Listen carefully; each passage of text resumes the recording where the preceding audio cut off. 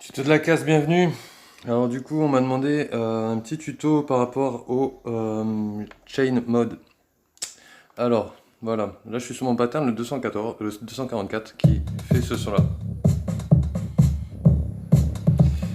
J'ai ce son qui est le même sur le 245.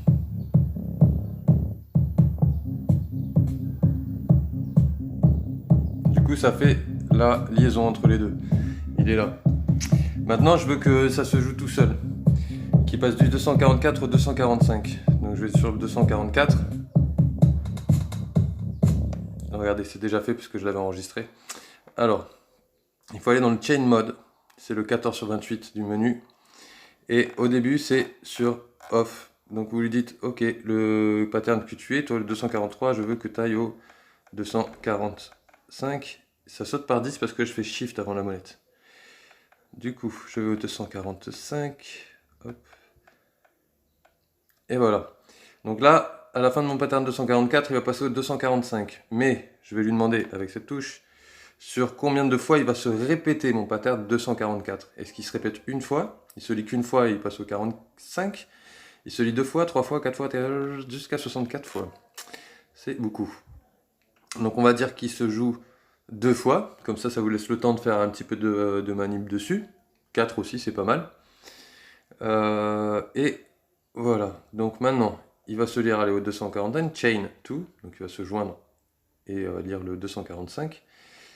Et il va se répéter 2 fois avant de jouer le 245. Donc on enregistre. On enregistre. Maintenant on va sur le 245. Le 245, il se répète qu'une seule fois, mais il va nulle part. On peut lui dire de revenir au 244 si on veut. Comme ça, les deux ils vont tourner en boucle en fait.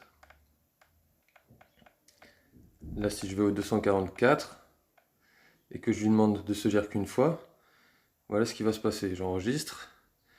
Je mets le 244 qui va se lire 2 fois pour passer au 5 qui se lit une fois qui repasse au 244.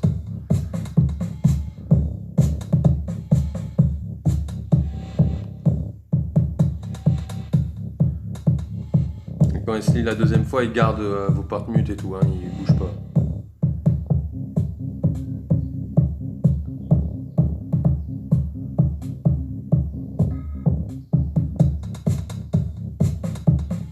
Voilà, c'est aussi simple que ça le chain mode. Vous pouvez choisir. Vous pouvez faire du 244 ou 150 si vous voulez, hein, on s'en fout en fait ça. Hein. Voilà, donc je remonte. Le chain repeat, c'est le nombre de fois que le pattern en cours il va se lire avant de changer sur le prochain pattern, c'est le chain 2.